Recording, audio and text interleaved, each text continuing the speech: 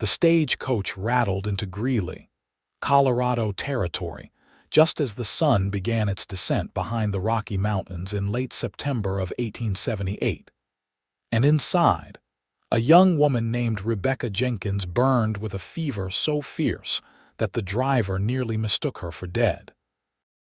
Wade Yates stood outside the general store where he had just purchased supplies for his ranch, 10 miles north of town. He was a tall man of 26 years with sun-weathered skin and eyes the color of storm clouds. His cattle operation had been slowly growing over the past 3 years, built from nothing but hard work and determination after he had left his family's failing farm in Missouri. The sound of the stagecoach driver's urgent shouts caught his attention immediately. "Someone help. Got a sick woman here, burning up something terrible." Wade dropped his bag of flour and rushed toward the stagecoach. Other townspeople gathered around, murmuring among themselves but keeping their distance. Disease was always a fear in these parts, and nobody wanted to risk bringing illness to their families. The driver, an older man named Tom Fletcher, looked genuinely distressed as he helped lower a young woman from the coach. Rebecca's dark auburn hair clung to her sweat-drenched face, and even through her delirium, Wade could see she was beautiful in a delicate way that seemed entirely unsuited to this harsh country. Her traveling dress was soaked through, and she shivered violently despite the warmth of the late afternoon. "Where's she headed?" Wade asked, stepping forward without hesitation. "Was supposed to meet her intended at the hotel," Tom explained. "Fellow named Charles Morton. Said he'd been corresponding with her back in Philadelphia for near 6 months. But I checked already and nobody by that name is registered there, and the hotel clerk says no such person ever made a reservation." Wade's jaw tightened. He had heard of such situations before. Men who promised marriage to young women back east, convincing them to travel thousands of miles, only to disappear when the women actually arrived. It was a cruel deception that left women stranded and vulnerable. Rebecca's eyes fluttered open briefly. They were green as spring grass, though glazed with fever. "Charles," she whispered, "I came all this way." "Easy now," Wade said gently, catching her as she swayed. The heat radiating from her body alarmed him. This was more than simple travel fatigue. "Madam, can you tell me when you started feeling poorly?" 2 days ago," she managed. "Thought it was just the dust and heat, but it got worse." Her words came out slurred, and she began to sink toward the ground. Wade caught her fully in his arms. She weighed barely anything, and he could feel every tremor that ran through her frame. He looked around at the gathered crowd. "Someone fetch Doc Harrison." "Doc's out at the Patterson place," a man called out. "Their youngest broke his leg. Won't be back until tomorrow morning at earliest." Wade made a decision in that moment that would change his life forever. "Then I will take care of her myself. My mother was a healer before she passed. I know something about treating fevers. You cannot just take some strange woman to your ranch," Mrs. Henley, the banker's wife, protested. "It would not be proper." "What's not proper is leaving her to die in the street because everyone is too concerned with appearances," Wade shot back. He looked at Tom. "You have her belongings." Tom nodded and retrieved a small trunk and carpetbag from the coach. "This is everything. Poor girl. Traveled all the way from Philadelphia by herself. Must have taken her near 3 weeks." Wade shifted Rebecca in his arms. Her head lolled against his chest, and she murmured something incomprehensible. "I will bring her back to town once she is well enough to travel," he announced to the crowd. "Anyone who has objections can speak them now or hold their peace." Silence met his challenge. The townspeople knew Wade to be an honorable man, if somewhat solitary. He had never caused trouble in the 3 years he had been in Greeley, always paid his debts and helped neighbors when needed. Still, Taking an unmarried woman to his ranch would certainly cause talk. Wade did not care about talk. He cared that this young woman had traveled across a continent to meet a man who did not exist, and now lay ill with no one to help her. His conscience would not allow him to walk away. He carried Rebecca to his wagon and laid her as gently as possible in the bed, cushioning her with the blankets he kept there. Tom loaded her belongings alongside, his weathered face creased with worry. "I will check on her when I come through next week," Tom said. "I feel responsible, you know. Should have noticed she was getting sick sooner." "You are not a doctor," Wade replied, climbing onto the wagon seat. "You did what you could." The ride back to his ranch took nearly an hour, and Wade pushed his horses as fast as he dared while still trying to keep the ride smooth. He glanced back frequently to check on Rebecca. Her face had gone from flushed to pale, and the shivering had intensified. Whatever sickness had taken hold of her was moving fast. The sun had nearly set when Wade finally pulled up to his modest ranch house. He had built it himself with help from a few hired hands, and while it was not fancy, it was solid and weatherproof. The house consisted of a main room with a kitchen area and fireplace, a bedroom, and a small loft where he sometimes slept during the hottest summer months. Behind the house stood a barn, a chicken coop, and corrals for his cattle and horses. Wade carried Rebecca inside and laid her on his bed. He started a fire immediately, knowing he would need hot water. Then he lit several oil lamps to give himself light to work by. Rebecca tossed restlessly, mumbling words he could not make out. First, he needed to get her out of the wet, fever-soaked clothing. Wade hesitated, acutely aware of the impropriety, but necessity overrode convention. He worked as clinically as possible, averting his eyes as much as he could while removing her traveling dress and the layers beneath. He left her chemise on for modesty's sake and covered her with clean, dry blankets. Next, he retrieved the medical supplies his mother had taught him to keep stocked. Willow bark for fever, chamomile for calming, yarrow for infection. He boiled water and prepared a strong willow bark tea, then faced the challenge of getting Rebecca to drink it. "Miss Jenkins," he said, propping her up against his arm. "Rebecca, you need to drink this. It will help with the fever." Her eyes opened slightly, unfocused. "So hot," she whispered, "but so cold. I know, the tea will help. Just a few sips." He pressed the cup to her lips and tilted it carefully. She managed to swallow some, though much of it dribbled down her chin. Wade wiped it away with a cloth and tried again. After several attempts, he got perhaps half a cup into her before she turned her head away, too exhausted to continue. Wade laid her back down and took stock of the situation. He felt her forehead and found it burning hot. Her pulse raced beneath his fingers. He had seen fevers like this before, back in Missouri. They came on fast and fierce, and they could kill if not treated properly. He fetched a basin of cool water and several cloths. Throughout the long night ahead, he would need to keep her cool and hydrated. Wade pulled a chair close to the bedside and began the work of bathing her face and arms with the damp cloths. Hours passed. Wade lost track of time as he worked, replacing warm cloths with cool ones, coaxing small amounts of tea and water into Rebecca whenever she was conscious enough to swallow. He monitored her breathing, her pulse, the heat of her skin. The fever seemed to peak around midnight, and for a terrifying stretch of time, Rebecca became delirious. "Father, I cannot stay," she cried out. "You do not understand. Charles says he loves me. He wants to marry me." "It does not matter that you disapprove."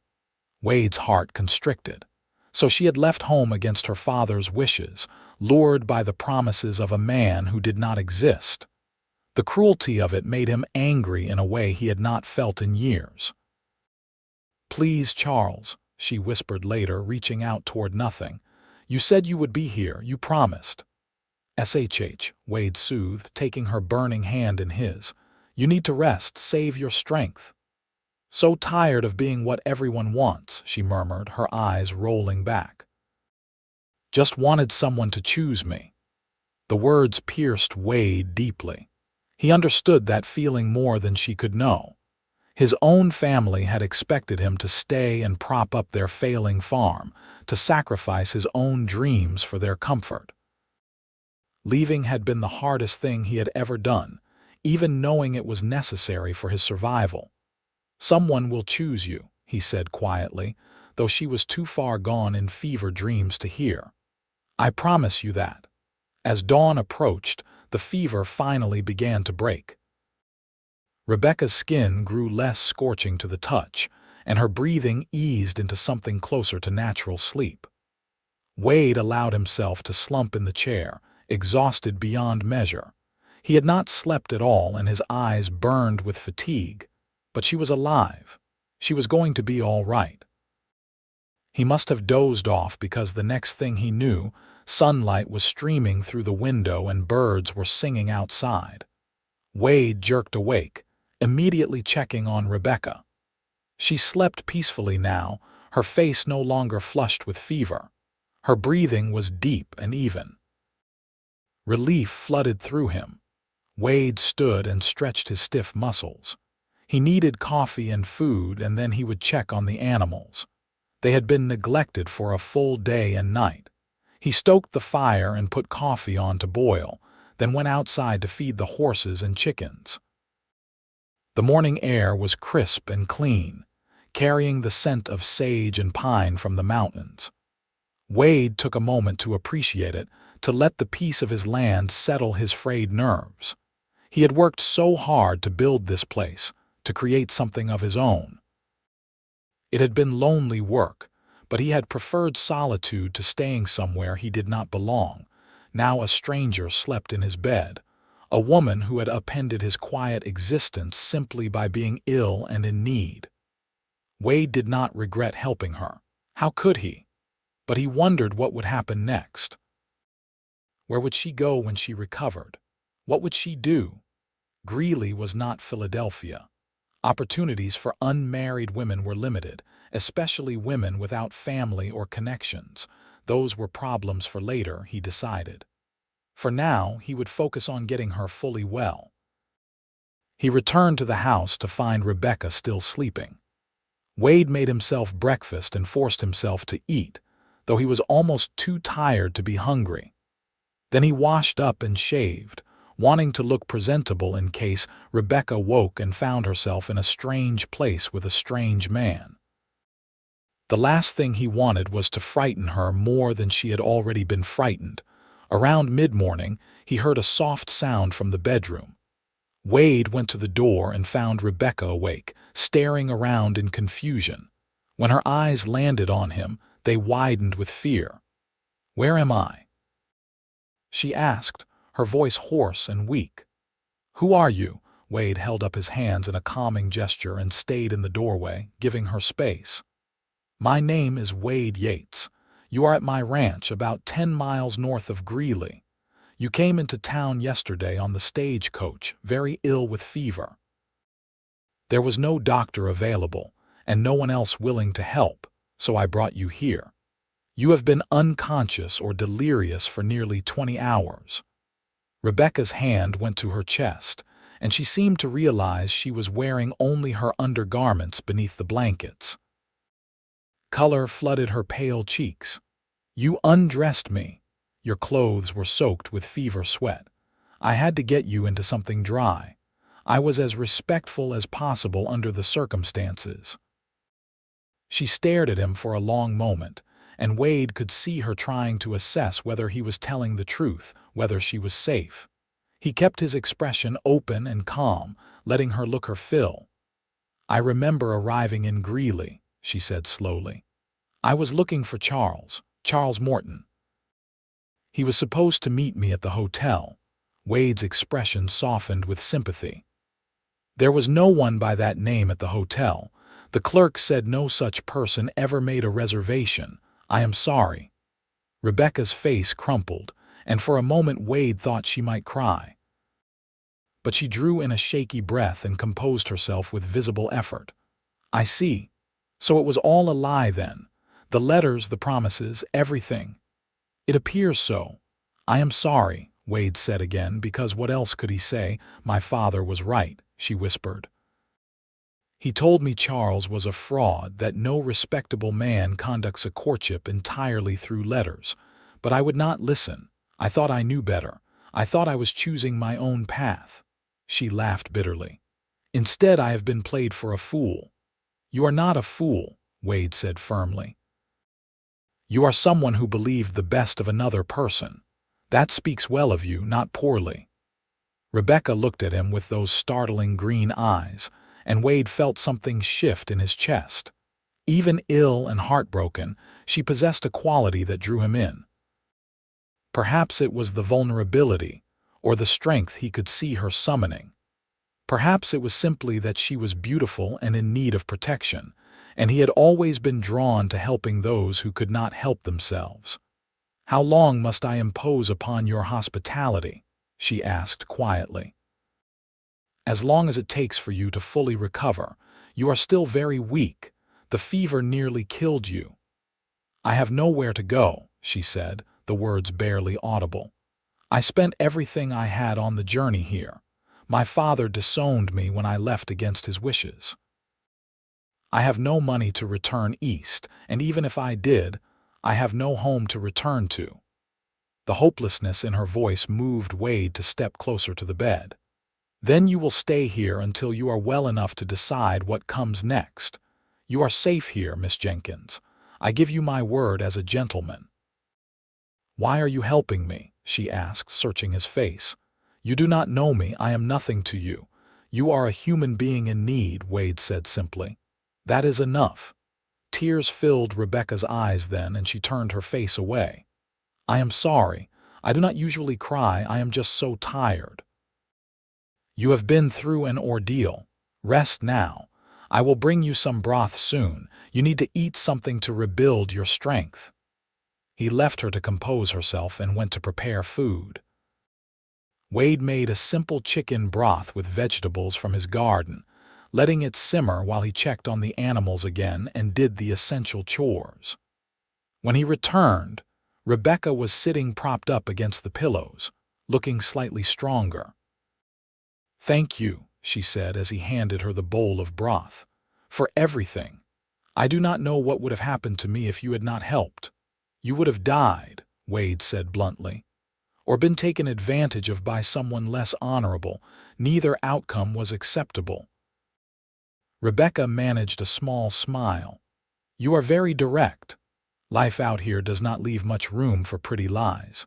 She ate slowly, taking small spoonfuls of the broth. Wade could see it was an effort for her, but she persisted until the bowl was half empty. Then she set it aside, exhausted by even that small exertion. "Tell me about yourself," she said. "If I am to stay here for a time, I should know something about my host." Wade settled into the chair beside the bed. "There is not much to tell. I came out to Colorado Territory 3 years ago from Missouri. Bought this land and built this ranch with my own hands. I raise cattle and horses, and I do well enough to support myself. I am 26 years old, never been married, and I prefer the company of animals to most people." Rebecca's lips quirked. "Yet you took in a complete stranger and nursed her through the night." "I said most people," Wade replied with a slight smile. "What made you leave Missouri?" she asked. Wade was quiet for a moment, considering how much to share. "My family had a farm there. It was failing, had been for years. My father drank too much and made poor decisions. My mother tried to hold everything together, but it was too much for her. She worked herself to death when I was 22.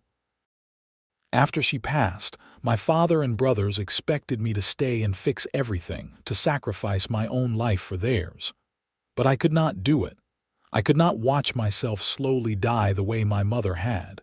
So I left, came west and started over." "Do you regret it?" Rebecca asked softly. "No," Wade said without hesitation. I regret that circumstances made leaving necessary. I regret that my mother did not live to see me build something good, but I do not regret choosing my own path. Your mother would be proud of you, Rebecca said. Of what you have built and of the man you are. Wade felt a lump form in his throat. Thank you for saying so. They talked for a while longer, cautiously at first, then with growing ease. Rebecca told him about her life in Philadelphia, the daughter of a wealthy banker who had specific expectations for how she should live. She was 23 years old, educated at a finishing school, trained in all the accomplishments expected of young ladies of her class. But she had wanted more than a strategic marriage to advance her father's business interests. Charles's letters promised adventure, she explained. He wrote about the West as though it were a place of endless possibility, where people could be who they truly were instead of who society demanded they be. I believed him. I wanted to believe him.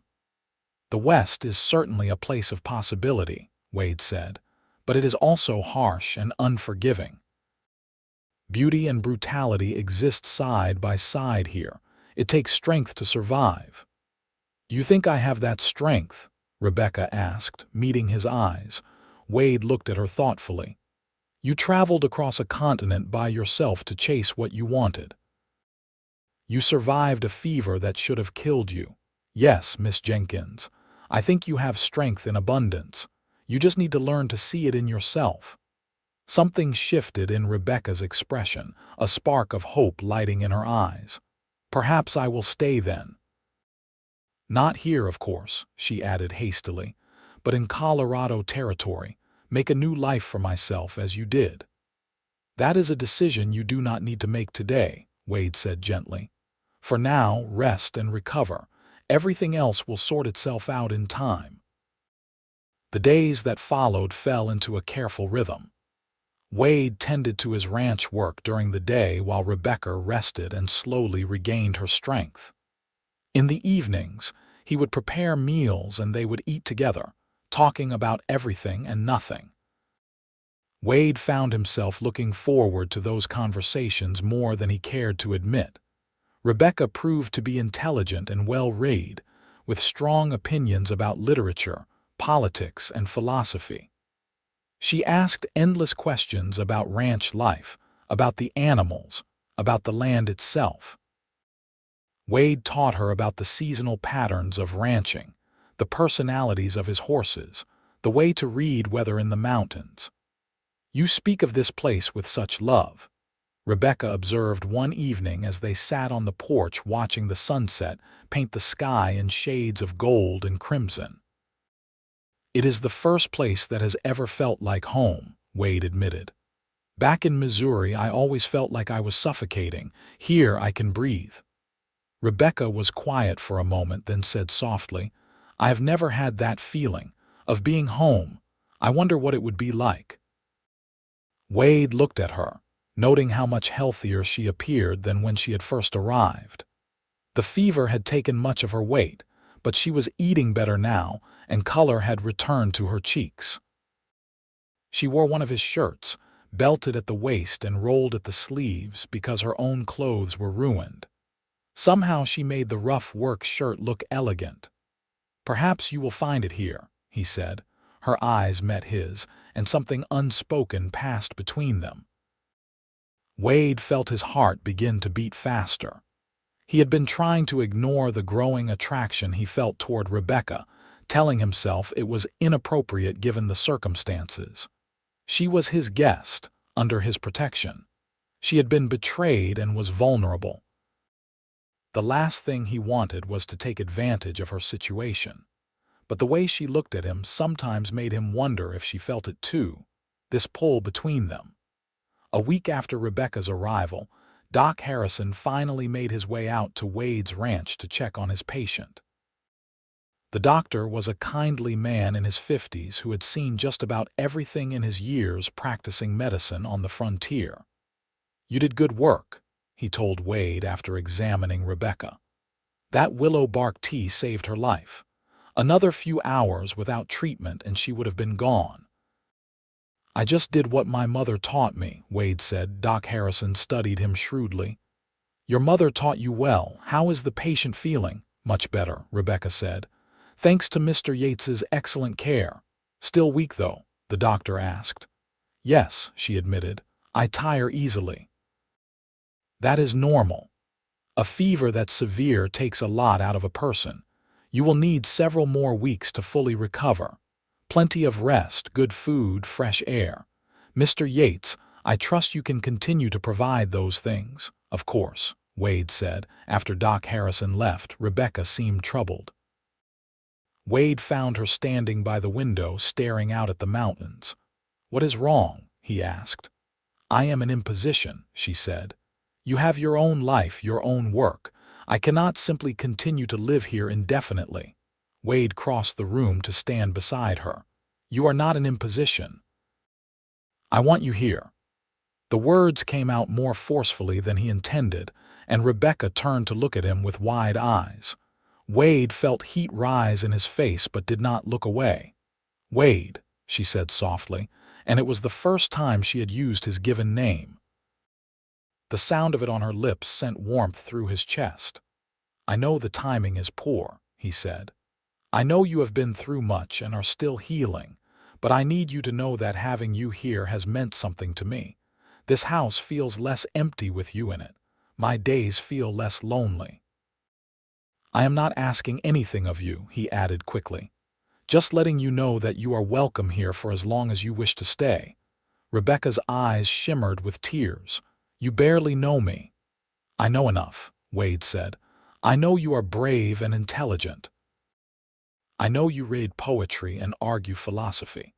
I know you are kind to my horses and never complain even when you are exhausted. I know the sound of your laugh makes me want to hear it again. I know that I look forward to seeing you every morning and talking with you every evening. That feels like enough to build on. I came here for another man, Rebecca whispered. A man who turned out to be nothing but lies. How can you trust that I am not simply latching onto the first person to show me kindness? Wade considered the question seriously. Maybe you are, he said honestly. Maybe what you feel right now is gratitude, nothing more. But Rebecca, I am a patient man. If what you feel is only gratitude, then that is all right. I am willing to wait. I am willing to let you take all the time you need to figure out what you truly feel, because you are worth waiting for. The tears spilled over then, tracking down Rebecca's cheeks. Why? She asked. Why are you so good to me? Because you deserve goodness, Wade said simply. Because you have been treated with cruelty and deception, and someone needs to show you that not all people are like that. Rebecca reached out and took his hand. Her fingers were small and delicate compared to his work-roughened ones, but her grip was firm. Thank you, she said, for saving my life, for giving me shelter, for seeing something in me worth caring about. I do not know what I feel yet, you are right about that. Everything is so confused, but I want to find out. I want to stay if you will have me. Always, Wade said. As the weeks passed, Rebecca grew steadily stronger. She began helping around the house, insisting that she needed to earn her keep. Wade protested at first, but she was stubborn when she wanted to be. She learned to cook on the cast iron stove, to preserve vegetables from the garden, to mend his worn work clothes. In the afternoons, when Wade came in from his work, he would often find the house tidied and something delicious simmering for dinner. You do not have to do all this, he told her one evening as they sat down to a meal of roasted chicken and potatoes. I want to, Rebecca replied. I need to feel useful, and besides, it gives me a sense of purpose while I figure out what comes next. Have you thought more about that? Wade asked carefully. About what you want to do, Rebecca set down her fork. I have been thinking about little else. The truth is, my options are limited. I have no money, no family support, no husband. In Philadelphia, I would have been ruined by what has happened. A young, unmarried woman living alone with a bachelor for weeks would be a scandal beyond repair. Things are different out here, Wade said. People are more practical about what is necessary for survival. Perhaps, Rebecca agreed. But even here, I will need some means of supporting myself if I am to stay. I cannot simply live off your charity forever. It is not charity, Wade said quietly. Rebecca met his eyes. I know. But I still need to be able to stand on my own feet. They discussed possibilities. Rebecca could take a position as a teacher if Greeley needed one. She could work as a seamstress, or perhaps help Mrs. Henley at the general store. Each option had its merits and drawbacks. What do you want to do? Wade asked. Not what is practical or sensible. What would make you happy? Rebecca was quiet for a long time. I think, she said slowly, that I would like to stay here, on this ranch, learn how to manage land and animals, build something with my own hands the way you have. But I know that is not really possible. Why not? Wade asked. Because I am a woman and women do not run ranches alone, and because this is your ranch, your home. I cannot simply insert myself into your life permanently. Wade's heart pounded in his chest. This was the moment. He could let it pass, could nod and agree and accept the walls Rebecca was building between them, or he could be brave enough to speak the truth that had been growing in his heart for weeks now. What if you were not alone? He said. What if we ran the ranch together? Rebecca's breath caught. Wade, what are you saying? He reached across the table and took her hand. I am saying that I have fallen in love with you, Rebecca Jenkins. I did not mean to. I did not plan for it. But somewhere between nursing you through that fever and teaching you to gather eggs and talking with you every evening, I fell. And I know you might not feel the same way. I know you need more time. But I want you to know that if you choose to stay, I would be honored to have you as my wife. As my partner in all things. Rebecca stared at him, tears gathering in her eyes again. I was so certain I loved Charles, she whispered. I risked everything for him. How can I trust my own heart now? Because what you felt for Charles was based on fantasy, Wade said gently. Letters and dreams and wishes. What is between us is built on reality, on seeing each other at our worst and our best, on working side by side and sharing honest conversation. That is a much stronger foundation. I am afraid, Rebecca admitted. Afraid of making another mistake. Afraid of hurting you if I am wrong about what I feel. Then do not decide now, Wade said. Take all the time you need. I told you before you are worth waiting for. That has not changed. Stay here, work beside me, get to know your own heart. When you are ready, if you are ever ready, I will be here. Rebecca squeezed his hand tightly. You are the best man I have ever known, she said. And yes, I am falling in love with you too. I am terrified of it, but I am falling nonetheless. Joy surged through Wade, bright and warm as summer sunshine. Then that is enough, he said. We will figure out the rest as we go. That night marked a shift in their relationship. They were no longer simply host and guest, no longer just two people thrown together by circumstance. They were something more now, something with potential to grow into a partnership that could last a lifetime. Wade courted Rebecca properly over the following weeks. He took her on walks around the property, showing her every corner of his land. He taught her to ride horseback, patiently correcting her posture and praising her progress. He brought her wildflowers from the meadow and carved her a small wooden figure of a horse that she treasured. Rebecca bloomed under the attention. Wade watched as she transformed from the fevered, heartbroken woman who had arrived on his doorstep into someone confident and joyful. She laughed more freely now, teased him about his serious demeanor, challenged him to races she could not possibly win. The light had returned to her eyes, brighter than before. In late October, Wade took Rebecca into Greeley for the first time since her arrival. She needed proper clothes and supplies, and Wade wanted to show her the town she might call home. They drew curious stares as they walked down the main street together, but Wade kept his head high and Rebecca's arm tucked through his. At the general store, Mrs. Henley's eyes widened when she saw them. "Mr. Yates and Miss Jenkins, we have all been so worried about you, dear. How are you feeling?" "Much better, thank you," Rebecca said with a genuine smile. "Mr. Yates took excellent care of me." Mrs. Henley's sharp eyes flickered between them, noting how close they stood, the easy familiarity in their manner with each other. "I see," she said, and her tone suggested she saw quite a lot indeed. "Well, I am glad to hear it. Now, what can I help you with today?" They purchased fabric for new dresses, along with needles and thread so Rebecca could sew them herself. Wade also bought her a warm coat, knowing winter would come soon to the mountains. Rebecca protested the expense, but Wade insisted. "You cannot work outside in winter without proper clothing," he said.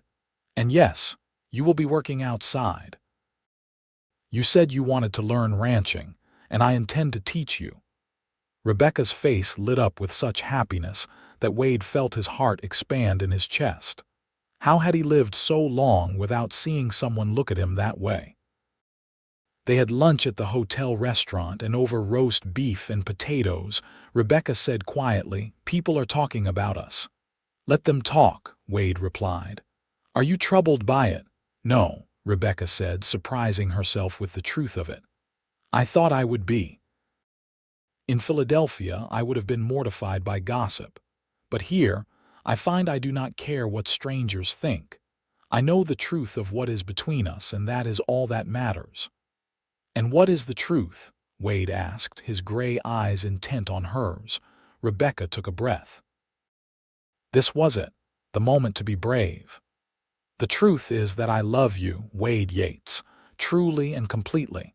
Not out of gratitude, not out of necessity, but because you are a good man who has shown me what real love looks like. You have been patient when I needed patience. You have been strong when I needed strength. You have given me the space to find myself, and in doing so, I have found you." Wade's face transformed with joy. He reached across the table and took both her hands in his. "Rebecca, will you marry me? Will you be my wife and my partner? Will you build a life with me here in Colorado?" "Yes," Rebecca said, tears of happiness streaming down her face. "Yes, to all of it. Yes." They were married 3 weeks later in a simple ceremony at the church in Greeley. Doc Harrison stood as Wade's best man, and Mrs. Henley, who had warmed considerably to Rebecca once the engagement was announced, stood as her matron of honor. Tom Fletcher, the stage coach driver, attended along with several other townspeople who had come to respect Wade over the years. Rebecca wore a dress of deep blue wool that she had sewn herself, and Wade wore his best suit, purchased specially for the occasion. As they stood before the minister and spoke their vows, Wade marveled at how much his life had changed in just 2 months. He had been alone, content with his solitude, focused only on building his ranch. Now he had a partner, a companion, a love that filled all the empty spaces he had not even known existed. "I promise to love and cherish you all the days of my life," he said, his voice strong and sure. "To stand beside you in good times and bad, to build a future with you, and to never give you cause to doubt your worth or my devotion." "I promise to love and honor you," Rebecca said, her voice equally strong. "To work beside you and support your dreams. To build a home with you and to fill our days with joy and laughter. You saved my life, Wade Yates. Now I give you my life freely with my whole heart." When the minister pronounced them husband and wife, Wade kissed Rebecca with a tenderness that spoke of all the care and patience he had shown her from the very beginning. This was no hasty passion, but something deep and abiding, built on a foundation of trust and mutual respect. The wedding feast was held at the hotel, and the townspeople celebrated with genuine joy. Even those who had initially been scandalized by the situation had come around, won over by Wade's obvious devotion and Rebecca's quiet dignity. As the sun set and the celebration wound down, Wade and Rebecca rode back to the ranch together. Rebecca sat beside Wade on the wagon seat, her head on his shoulder, his arm around her waist. The November air was cold, but neither of them felt it. They were wrapped in the warmth of new marriage and the promise of a shared future. "Are you happy?" Wade asked as they pulled up to the house. "Happier than I ever imagined possible," Rebecca replied.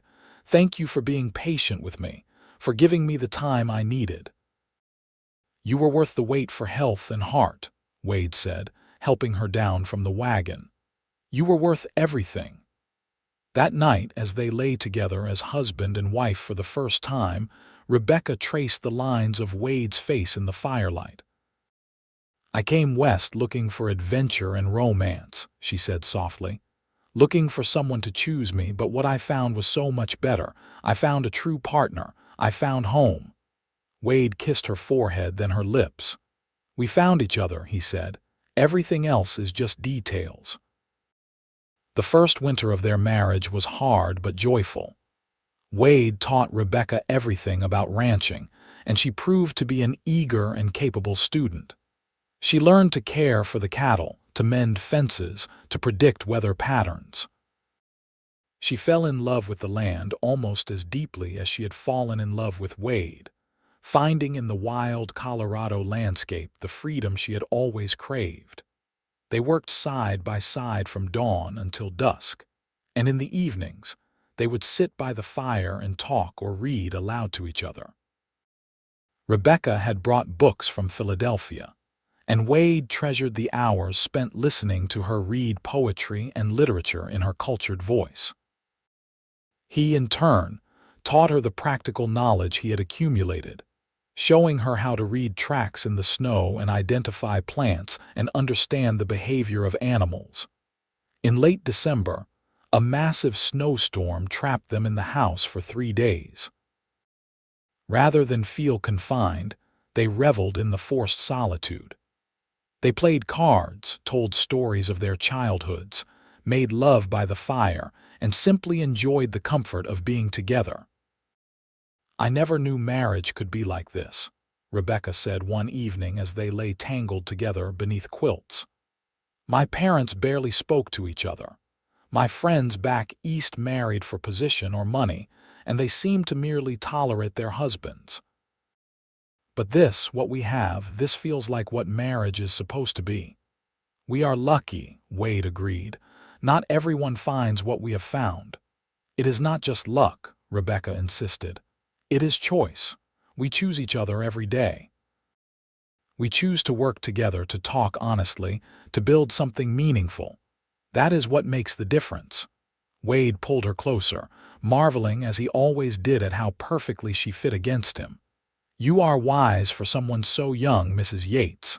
Rebecca laughed. "I am only 3 years younger than you, husband." "3 very wise years, apparently," Wade teased, and she swatted his chest playfully. When spring came, it brought new challenges and new joys. Wade expanded his herd, and Rebecca proved invaluable during calving season. She worked tirelessly, often staying up all night to help deliver difficult births or care for weak calves. Her dedication impressed even the ranch hands Wade hired to help with the spring work. "Your wife is something special," one of the older hands, a grizzled cowboy named Pete, told Wade. "Never seen a woman take to ranch work like she has. You are a lucky man." "I know it," Wade replied, watching Rebecca across the corral as she gently coaxed a nervous calf to nurse. His heart swelled with love and pride. In June, Rebecca discovered she was pregnant. The knowledge filled them both with joy tinged with nervousness.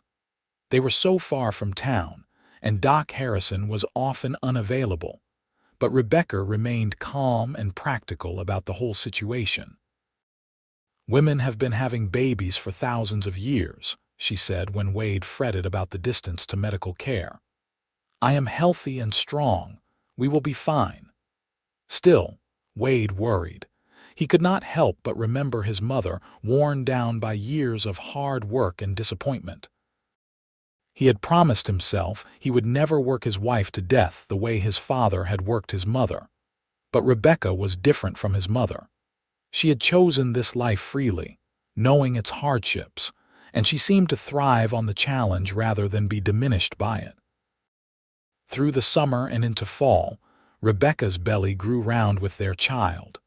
She continued to work as long as she was able, only stopping when Wade finally put his foot down in late December. "You are 8 months pregnant," he said firmly. "You are not going out in the cold to help with the cattle." "I am pregnant, not an invalid," Rebecca protested. "I know, but humor me.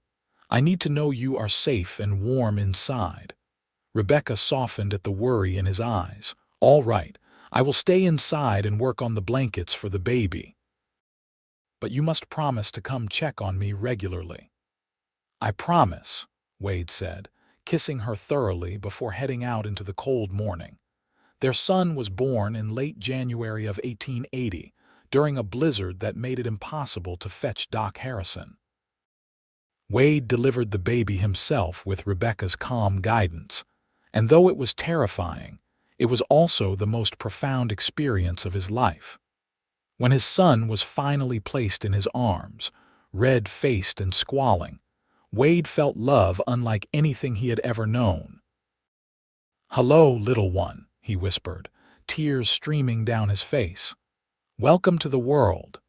They named him Thomas Wade Yates, after Tom Fletcher, who had first brought Rebecca to Greeley, and after Wade himself. Little Thomas was strong and healthy, with his mother's green eyes and his father's dark hair. Rebecca recovered quickly from the birth, her strength once again proving remarkable. Within weeks, she was up and moving around, baby Thomas strapped to her chest in a sling as she went about her work. Wade marveled at her resilience, at how she had transformed from a pampered city girl into a capable ranch wife and mother. "I cannot imagine you in Philadelphia anymore," he told her one evening as they sat together watching Thomas sleep. "You seem so completely of this place now." "That is because I am," Rebecca said.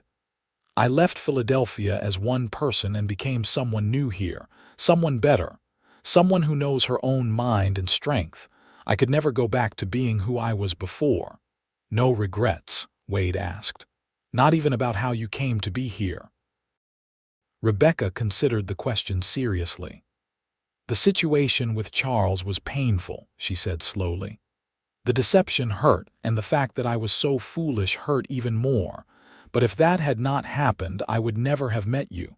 I would never have found this life. So no, I have no regrets. Everything that happened led me exactly where I needed to be." Wade kissed her softly. "I love you, Rebecca Yates, more than words can say. And I love you, Wade Yates, more than I ever knew was possible." As their son grew, so did their ranch.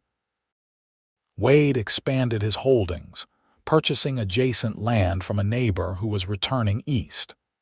Rebecca proved to have a head for business, keeping meticulous records and suggesting improvements that increased their profits. Together, they built something truly impressive, a thriving operation that was respected throughout the territory. In the fall of 1881, Rebecca gave birth to their second child, a daughter they named Sarah Rose.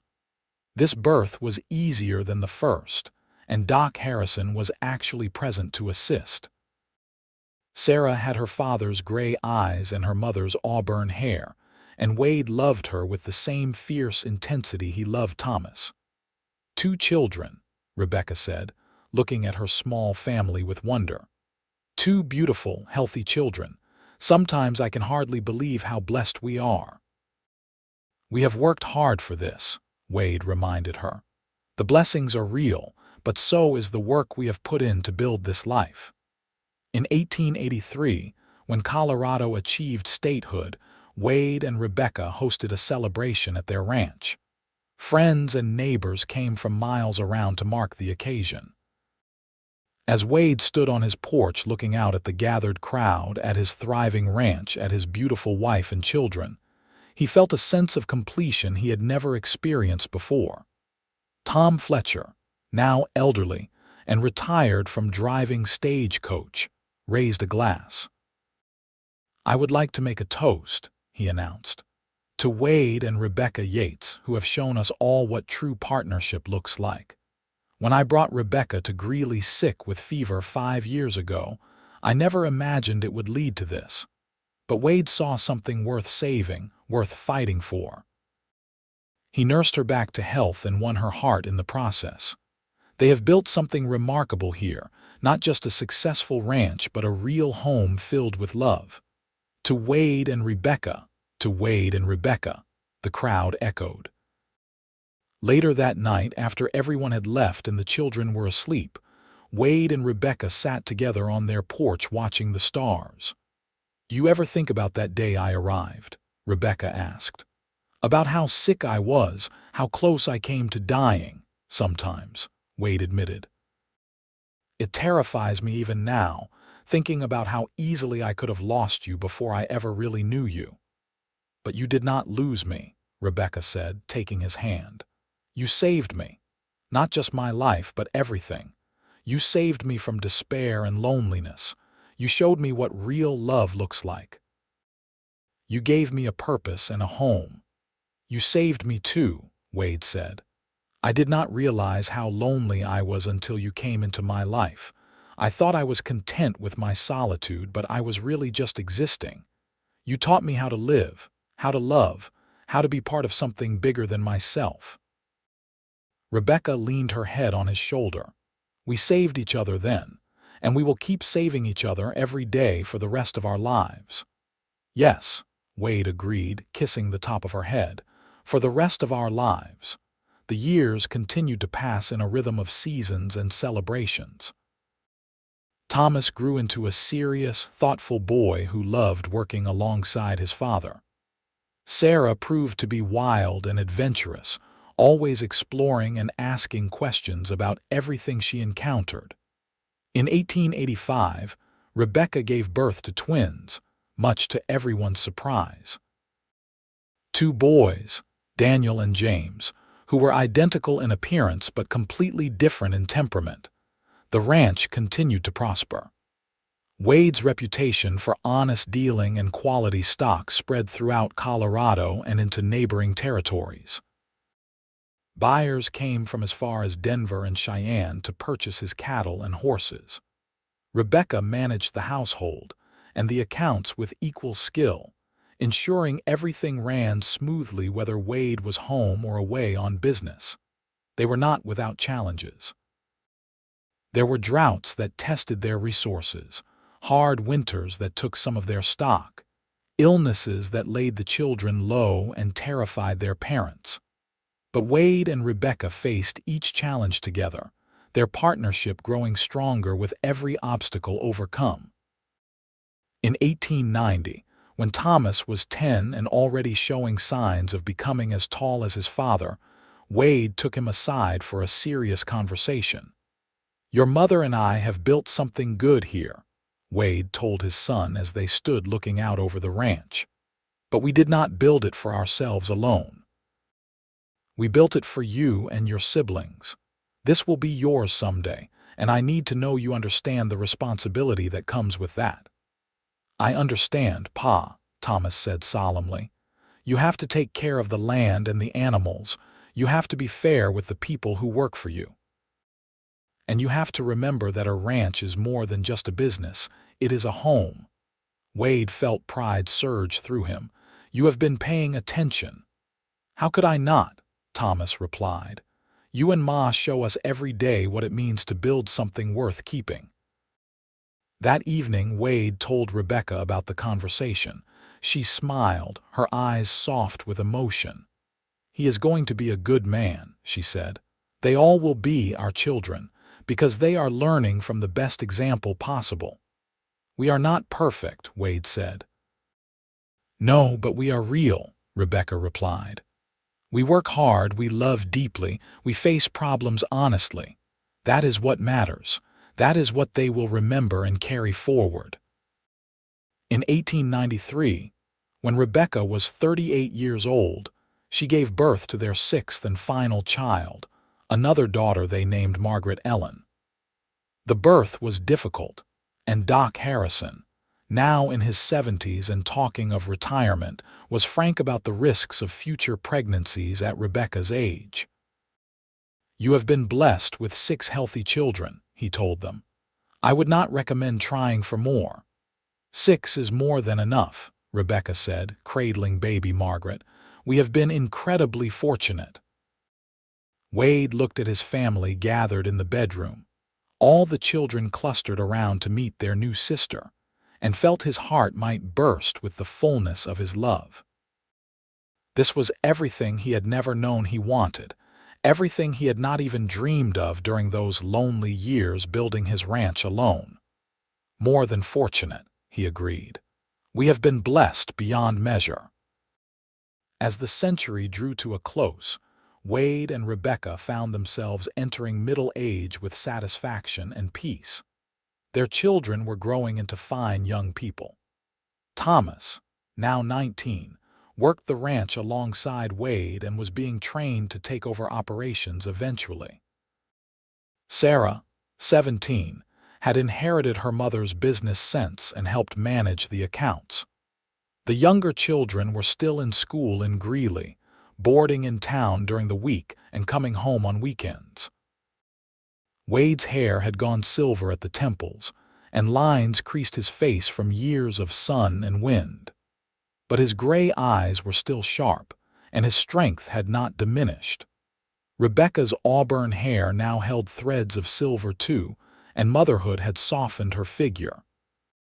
But she was still beautiful to Wade, more so than ever because her beauty was no longer just physical, but reflected the depth of character she had developed over their years together. One evening in the summer of 1899, they sat on the porch as they had done countless times before. It was their tradition, this quiet time together after the day's work was done. They held hands and watched the sun set behind the mountains, painting the sky in brilliant colors.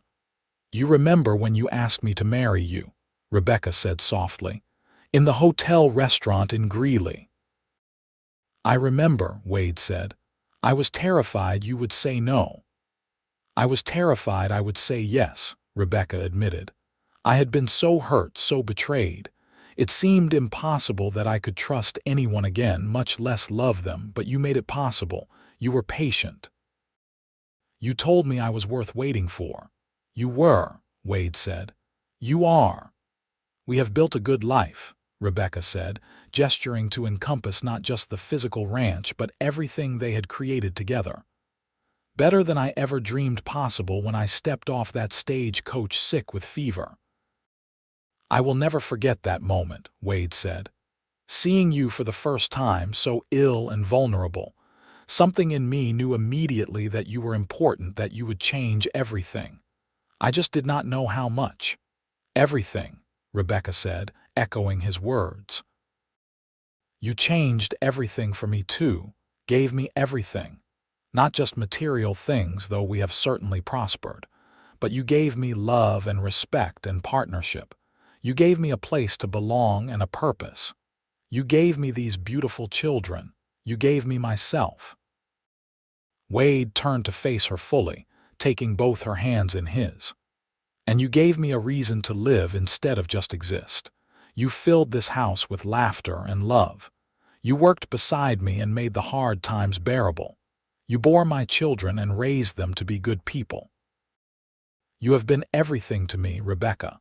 Everything." Tears streamed down Rebecca's face, but she was smiling. "I love you so much, Wade Yates, even more now than I did 20 years ago, if such a thing is possible." "It is possible," Wade said, "because love grows when it is tended properly. And we have tended ours with care." They sat together as darkness fell and stars began to appear in the vast Colorado sky. From inside the house came the sounds of their children, the ones still at home anyway, getting ready for bed. Margaret's high voice called for her mother, and Sarah responded, telling her little sister she would be right there. "We should go in," Rebecca said. "Margaret wants a story before bed." "In a moment," Wade said. "I just want to sit here with you a little longer, want to remember this moment." "What is special about this moment?" Rebecca asked, though she was smiling because she understood. Every moment was special when you had found what they had found. "Nothing is special about it," Wade said. "That is what makes it perfect, just an ordinary evening in an ordinary life." "Except it is not ordinary to me, it is everything." Rebecca kissed him softly. "You are right, it is everything." They went inside together, hand in hand as they had been for 2 decades. Wade stood in the doorway of Margaret's room, watching as Rebecca sat on the bed and began to read a story. Their youngest daughter, now 6 years old, snuggled close to her mother, hanging on every word. Sarah sat nearby, ostensibly mending but really just enjoying the family moment. This was what Wade had saved when he caught Rebecca in his arms that day in Greeley. Not just one life, but all of this. Every moment of joy, every shared laugh, every child born and raised with love. All of it stemmed from that one decision to help a stranger in need. The years continued to pass. Thomas married a local rancher's daughter in 1902, and they built a house on the far side of the property. Wade and Rebecca became grandparents when Thomas and his wife had a son in 1903. Sarah married a lawyer from Denver in 1905, shocking everyone by choosing to live in the city. But she visited often, and Wade could see that she was happy. The younger children grew and found their own paths. Daniel became a veterinarian, putting his love of animals to practical use. James surprised everyone by becoming a teacher, opening a school in Greeley. Margaret, the baby of the family, showed signs of becoming a writer, always scribbling in notebooks and reading everything she could get her hands on. Wade and Rebecca gradually stepped back from the daily operations of the ranch, allowing Thomas to take over while they enjoyed a slower pace.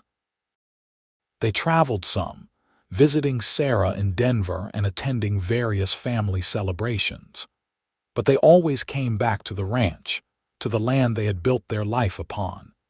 In 1910, as they celebrated their 30th wedding anniversary, their children and grandchildren gathered for a huge party. The ranch house, expanded over the years to accommodate their growing family, rang with laughter and music. Wade stood with Rebecca in the center of it all, watching the people they had created through their love. 30 years, Rebecca said wonderingly. "It feels like both forever and no time at all." "I know what you mean," Wade said. "Sometimes I still see you as that young woman burning with fever, and I want to protect you from everything. Other times I look at you and see all the years we have shared reflected in your face, and I am overwhelmed with gratitude for every single moment." "We have been so lucky," Rebecca said. "We have been so blessed," Wade corrected. "Luck is random. What we have is something we built together, choice by choice, day by day." Thomas stood and called for everyone's attention. "I would like to say something about my parents," he announced. "Most of you know the story of how they met. How Ma came to Greeley sick with fever, looking for a man who did not exist. How Pa took her in and nursed her back to health even though they were strangers. How they fell in love and built this ranch together." The room had gone quiet, everyone listening intently. "But what you might not know is what they taught us, their children, through the example of their marriage," Thomas continued. "They taught us that love is not just a feeling but a choice you make every day. They taught us that real partnership means working side by side through good times and bad. They taught us that family is the most important thing you can build, more valuable than money or land or success. Pa told me once that Ma was worth waiting for, that he gave her the time she needed to heal, to trust, to learn her own heart. And in doing so, he got to spend his life with the most remarkable woman I have ever known. Rebecca was crying now, and Wade's own eyes were suspiciously bright. "So I want to raise a glass," Thomas said, lifting his drink, "to Wade and Rebecca Yates. To 30 years of marriage and a lifetime of love. May you have many more years together, and may we all be lucky enough to find what you have found with each other. To Wade and Rebecca," the room chorused. Later, after the party had wound down and most of the guests had left or retired to various bedrooms, Wade and Rebecca walked out to the porch one more time. It was their place, the spot where they had shared so many conversations and quiet moments over the years. "That was quite a speech Thomas gave," Rebecca said. "He has always been eloquent," Wade replied. "Gets that from you." "And his steadiness from you," Rebecca countered. They stood together, Wade's arm around Rebecca's waist, looking out at the land they had worked so hard to build. The moon was bright, illuminating the corrals and outbuildings, the distant mountains, the endless sky. "Do you ever think about what would have happened if things had been different?" Rebecca asked. "If Charles Morton had actually existed, if I had not gotten sick, if you had not been in town that day." "Sometimes," Wade admitted. "But I cannot imagine my life any other way now. You and our children, this life we have built, it all feels inevitable somehow, like it was always meant to be this way." "Fate?" Rebecca asked with a smile. "Choice," Wade replied. "1,000 choices we made. From that first moment I decided to help a sick stranger to this moment right now, choosing to stand here with you instead of going to bed." "We should go to bed," Rebecca said. "We are not young anymore. We need our rest." "One more minute," Wade said, echoing words he had spoken countless times over the years. "Just one more minute with you like this." Rebecca leaned into him, and they stood together under the stars. Two people who had found each other against all odds and built something beautiful from that chance meeting. The night air was cool and clean, carrying the scent of sage and possibility, just as it had all those years ago when a young cowboy had caught a sick young woman in his arms and promised her she was worth waiting for. And she had been. She had been worth everything. In the years that followed, Wade and Rebecca continued to live at the ranch, now more as honored elders than active workers. Their children managed the daily operations while they enjoyed their grandchildren and the fruits of their decades of labor. They had created not just a successful ranch but a legacy, a family bound by love and strengthened by shared values. Rebecca took up teaching the grandchildren to read, passing on her love of literature. Wade taught them to ride and rope, to understand the land and the animals. Together, they told stories of the early days, ensuring the younger generation understood where they came from and what their parents and grandparents had sacrificed to build their comfortable life. In 1918, on a crisp October morning, Wade woke to find the space beside him in bed empty. He found Rebecca sitting on the porch wrapped in a quilt watching the sunrise. "Could not sleep?" he asked, settling beside her. "Just wanted to see the sunrise," Rebecca said. "It never gets old, does it, the beauty of this place?" "Never," Wade agreed. They were both in their 60s now, their hair fully silver, their faces lined with years of living. But when Wade looked at Rebecca, he still saw the beautiful woman who had arrived sick with fever 40 years ago. He saw every version of her he had ever known, all layered together into the person she was now. "I have been thinking," Rebecca said quietly, "about all the years we have had together, about everything we have experienced and built and created, and I want you to know that I have no regrets. Not one.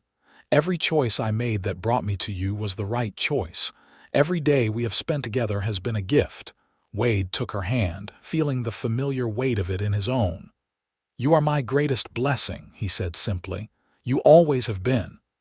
"And you are mine," Rebecca replied. "You saved me, Wade, not just from the fever but from a life that would have been hollow and meaningless. You gave me purpose and love and a family. You gave me everything that matters." They sat together as the sun rose higher, painting the world in golden light. From inside the house came sounds of movement as various family members began waking. It was Sunday, and everyone would gather for breakfast as they did every week. The long table filled with children and grandchildren, laughter and conversation flowing freely. "We should go in," Rebecca said eventually. "Help get breakfast ready." "In a moment," Wade said, echoing words he had spoken so many times before. "I just want to sit here with you a little longer." Rebecca smiled, understanding as she always did. They had been given time, so much more time than they ever had any right to expect. And they had used it well, building something that would last long after they were gone. That evening, after everyone had left and the house was quiet again, Wade and Rebecca prepared for bed. It was a routine they had followed for 40 years, comfortable and familiar. Rebecca brushed out her long silver hair while Wade checked that all the doors were locked and the fire was banked. When they finally climbed into bed, they lay facing each other as they often did, hands clasped between them. "I love you," Rebecca said softly. "I have loved you since the day you told me I was worth waiting for. I will love you until my last breath." "And beyond," Wade said. "Love like ours does not end with death. It goes on in our children and grandchildren, in the land we have tended, in every good thing we have built together." They fell asleep like that, hands joined, hearts aligned as they had been for 4 decades. The years continued. They celebrated their 50th wedding anniversary in 1930, surrounded by children, grandchildren, and even a few great-grandchildren. Wade was 78 now, Rebecca 75. They moved slower, needed more help with daily tasks. But their minds remained sharp, and their love for each other had only deepened with time. In the spring of 1932, Rebecca became ill. It started as a simple cold but developed into pneumonia. Doc Harrison had long since retired, but the new young doctor did everything he could. Still, Rebecca's age and the severity of the illness worked against her. Wade stayed by her bedside constantly, just as he had done 54 years earlier when fever had first brought them together. This time, though, he knew his presence would not be enough to save her. But he stayed anyway, holding her hand, talking to her, making sure she knew she was loved right up to the very end. "I am not afraid," Rebecca whispered one evening when they were alone. "I have had such a good life, Wade, more happiness than anyone deserves. And I will wait for you wherever I am going, just like you waited for me all those years ago." "You do not have to wait long," Wade said, tears streaming down his weathered face. "I will be right behind you, my love. I cannot imagine being in this world without you for very long." "Promise me you will live as long as you can," Rebecca said urgently, gathering her fading strength. "Promise me you will enjoy our grandchildren and great-grandchildren. Let them bring you joy. Do not just give up." "I promise," Wade said, though the words nearly choked him. Rebecca smiled, that same beautiful smile he had fallen in love with so many years ago. "Thank you," she whispered, "for everything, for nursing me back to health when I was sick and alone, for loving me when I did not think I could trust love again, for building this beautiful life with me, for being exactly who you were because who you were was perfect for who I was." "Thank you for coming into my life," Wade said, "for choosing me, for staying, for loving me and our children, for every moment we have shared. You have been my joy, Rebecca, my greatest joy." "And you have been mine," she said, "now and always." She died peacefully 3 days later, surrounded by her family, with Wade holding her hand until her last breath. The funeral was attended by seemingly half the state, a testament to the life she had lived and the impact she had made.